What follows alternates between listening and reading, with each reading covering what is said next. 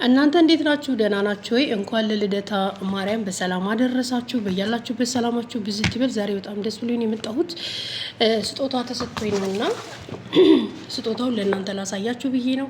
አንዳንድ ሰዎች አይኖ ትመጡና ብርቅሽ ነው እንዴ ምናምን ትላላችሁ፣ ግን ብርቅ የሆኑ ሳይሆን ሰው ስጦታ ሲሰጠኝ በጣም ነው ሪስፔክት የማደርገው። ለምን የ10 ሳንቲም እቃ አይሆንም? በጣም ቫልዩ አደርጋለሁና ለዛ ነው እንጂ ሌላ ምንም የተለየ ነገር ኖሮት አይደለም። ደስ ብሎኛል። ይህንን ስጦታ የሰጠችኝ የአሰሪዎቼ የወንዱ ልጃቸው ባለቤት ናት እና እሷ ናት የሰጠችኝ። ይገባሻል ብላ ነው የሰጠችኝ እና በዛም ደግሞ ፕራውዶኛለሁ፣ ደስ ብሎኛል። እና አብረን እንየው። ፓኬጁ በጣም ነው የተመቸኝ፣ ደስ ብሎኛል። እስቲ ውስጡ ምንድን ነው ያለው እንየው። አይመስላችሁ? እንየው። ተዘጋጁ። ዋው! አያምርም? በማርያም በጣም ነው የሚያምረው። ቦዲ ሎሽን፣ ሽቶና ይህም ሽቶ ነው። የቦርሳ ውስጥ ሽቶ ይመስለኛል። እስቲ እንየው። ቦርሳ ውስጥ የሚደረግ ሽቶ ናውጣንተ። ዋው! ሹፍ!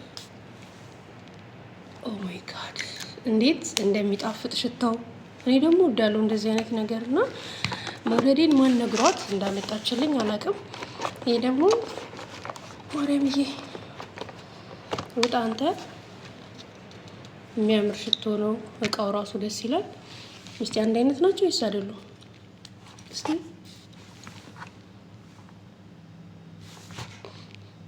ተቀራራቢ ነገር ናቸው፣ ግን በጣም ነው የሚጣፍጡት ሁለቱም ደስ ሲሉ እግዚአብሔርን። እና በጣም ነው ደስ ያለኝ። በጣም ደስ ብሎኛል። አመሰግናለሁ። እና ነፍሰ ጡር ናትና እግዚአብሔር አምላክ በሰላም እንዲገላግላት ጸሎት አድርጉላት፣ አመስግኗት። መልካም ሰዎች መመስገን አለባቸው። በእርግጥ እኔ መልካም ስለሆንኩ ነው። የምሬ ነው የምላችሁ። የምሬ ነው ማለት መብትና ግዴታዬን እኔ በጣም ጠንቅቄ የማውቅ ሰው ነኝ። ስራዬን በአግባቡ ነው የምሰራው። ስሰራ ደግሞ ከልብ ነው የምሰራው። የምሬ ነው የምላችሁ። ካልመሰለኝ ከደበረኝ እተዋለሁ እንጂ እንደዚህ ምንድነው ይሄ ዝም ብሎ የግብር ውጣ ስራ መስራት በጣም ነው የሚደብረኝ። እና ሰራተኛ ስለሌላቸው አግዛቸዋለሁ። ማግዛቸው ያው በነፃ አይደለም፣ የሆነ ቲፕ ይሰጡኛል። ግን ስሰራ በጣም ከልቤ ነው የምሰራው። ቤታቸውን ሳጸዳ ከልቤ ነው ማጸዳው ምናምንና የስጦታ እንደ ተጨማሪ ነው የሰጡኝ እንጂ ቤት ሳጸዳላቸው ልጅ አላቸው ደግሞ እሱንም ስጠብቅ ምናምን ይሰጡኛል፣ ሳንቲም ይሰጡኛል። ግን የሆነ ማለት ችላ ብዬ ምናምን አይደለም ማገለግላቸው፣ ከልቤ ነው ማገለግላቸው። የውዳሴ ከንቱ ምናምን እንዲለኝ ፈልጌ አይደለም። ስራችሁን ማክበርና መውደድ እንዳለባችሁ እየጠቆምኳችሁ ስለሆነ ነው።